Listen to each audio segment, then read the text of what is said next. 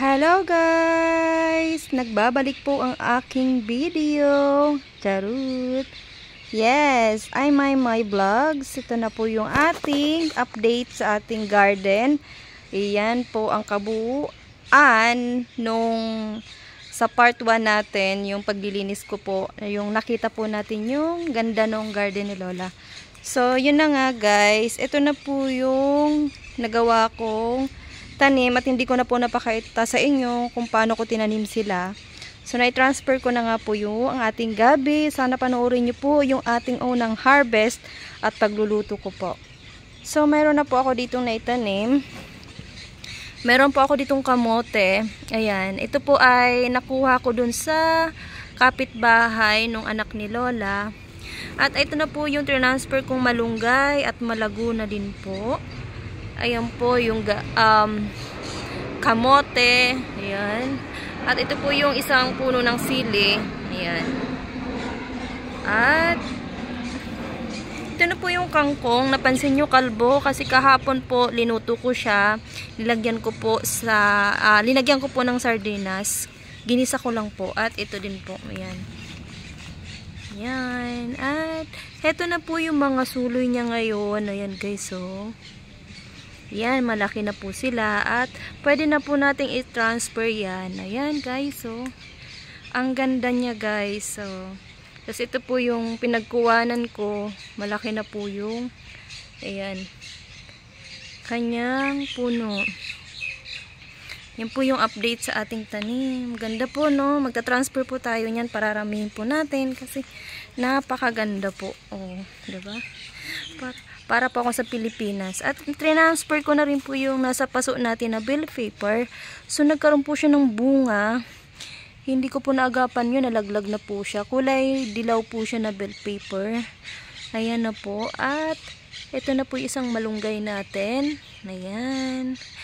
So, may isa tayong malunggay doon. Pangalawang malunggay na puno. Pero, palapit na po yung winter ngayon. Sana mabuhay sila. At ito po yung tanglad na kinuhanan ko nung nagluto po ako ng gabi, ginataang gabi. So ayan, nabuhay po yan, kaya natutuwa po ako pag nakikita sila. So ikot po tayo. So hindi ko na puputulin ang ating video. Ayan, so nagcut po ako dito ng kahoy. Ito po napaka sukal, so kailangan siguro ditong may magpuputol. Papupuntahin ni Lola yung yung kanyang hardinero. So yung guys, dito na po ako nagtanim sa harap ng bahay ni Lola. Ayan. So ito yung ating, may tao po kasi. Ito po yung isa po na kinuha ko doon. Tatlo na lang po yung nandun na puno. So, dito yung pang-apat. Tinanim ko po dito. At may kasamang suloy at buhay na rin. At ninagay ko rin po yung kangkong, buhay na din. Yan po sa paso po yan. Dito ko nalinipat sa harap ng bahay ni Lola. At ito na po yung sinasabi ko sa inyo, garden ni Lola na gawa niya. So, ito nadadaanan ko. Kaya ang ganda-ganda. I-maintain ko na lang po ito. So, maraming bulaklak siya guys, oh. Na maraming bulaklak ang ating sili labuyo. Dahil po linalagay ko po dito yung mga shell na ginamitan ko doon sa dinner ni Lola or breakfast namin ni Lola. Yung shell ng egg, hinalagay ko po dyan. Totoo pala po yun na nakapagparami ng bulaklak. Ayan po. Pang-apat na puno ng sili. Yan.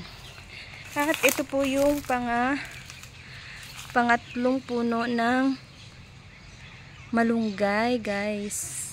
Pangatlong puno yan yun. Dinagay ko din dyan yung ating eggshell. Ayan.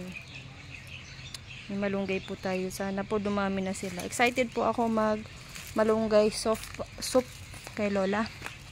Ito yung pang-apat na puno guys. Ayan, yung pang-apat na puno. Dito ko po transfer pero sana po tuloy-tuloy siyang mabuhay. So ngayon po oras na to ay tulog po yung aking alaga si Lola. So bala ko po ulit transfer ng mga tawag nito, transfer ng mga itatanim. Puntahan po natin yung isang ano natin, isang malunggay. So dito po nanggaling dati yung malunggay natin, ay yung malunggay at yung gabi galing doon. So yun, dinarap ko na doon para paglabas ko ng bahay every morning, nakaka-good vibes po. Ito po yung konti na lang to. Pero next year sana madami siyang bunga. Ayan. So masarap po yan, matamis. Pasensya na kayo, may airplane ulit. Ayoko na mag-cut, ayoko na rin ng video edit. Ayan, hataas.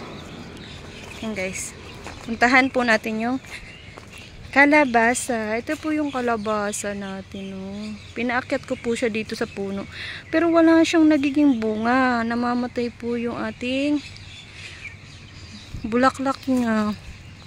Wala pa ako nakitang bunga dito guys, as in. Oh, pero galing siya dito. Pero may mga kangkong din po dito. So parang dito hindi healthy yung kangkong. Bala ko siyang ilipat doon sa kabila, or hayaan ko lang siya muna dyan. Hindi ganun ka-healthy dyan yung kangkong. Ay, may mga bulaklak na. May mga bulaklak na po ito. Hudyat po ito na malapit na ang winter. Yan. Namumulaklak po sila.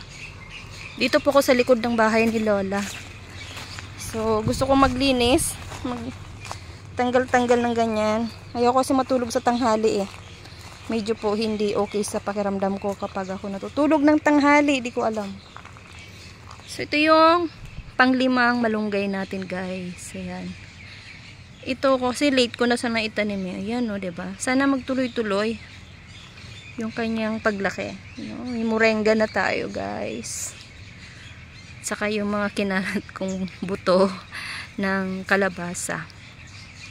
Mag-transfer kaya tayo. May bulaklak na oh. Mag-transfer kaya tayo doon sa harap. Ayan. Bala ko maglinis dito, pero unahin ko muna doon sa harap guys. Let's go!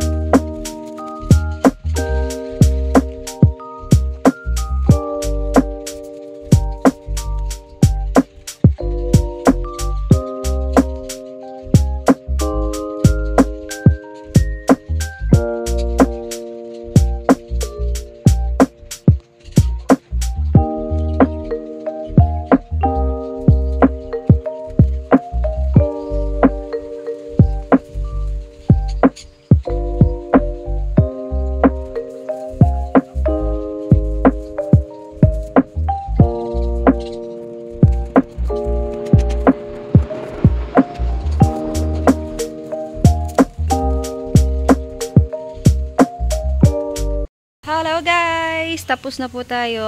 Binuksan ko na po yung pandilig. Ayan. Ayan. Oh. Yung hangin napunta dito. So, ayusin natin. Parang may something. Ayan. Parang hindi natatamaan yung ating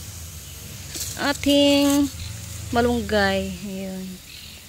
So, ayan guys. Sinayos na po natin. Ayan po yung malunggay, nadidiligan po siya gawa nito. At ating sili, nadidiligan po siya. So, ayan na nga po, tinesting ko na po yung pandilig. Ayan, natatamaan po yung lahat ng tanim natin itong bagong pananim. So, dito ko na po transfer yung kangkong para nadidiligan po sila. At saka isang paso, at saka yun, lahat ng kangkong nandito na po, na parte. At saka po yun, nakikita nyo po yun, yung dalawang yun. Ano po yun, kaimito po, puting kaimito, tinanim ko po, sana mabuhay. At nagtanim na rin po ako dyan ng, ayan po, ng gabi. Transfer ko po dyan banda. Nadidiligan naman po siya, oh. Pansin nyo. Yung galing doon, kumuha po ako ng 3 piraso doon, 3 puno.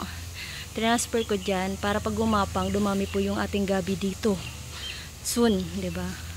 And, ayan po, yung kamote dati, pinag-iwalay ko na po. 1, 2, 3, 4, 5. May maliit po doon na kamote. At saka dito buhay na yung kamote. So, yan guys, yung ating natanim at na-transfer. Hindi na po ako magbubuhat-buhat para magdilig. Ayan, ano na po siya, nadidiligan na pag binuksan. So, lahat nandito ay mga pananim, mga panggulay sa harap. O, diba? Naaasikaso ko pa siya.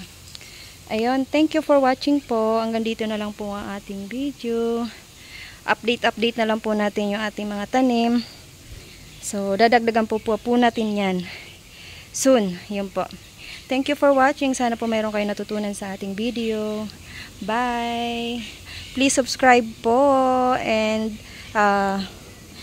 don't skip the ads para naman po kahit makatulong na po yung kahit cents lang.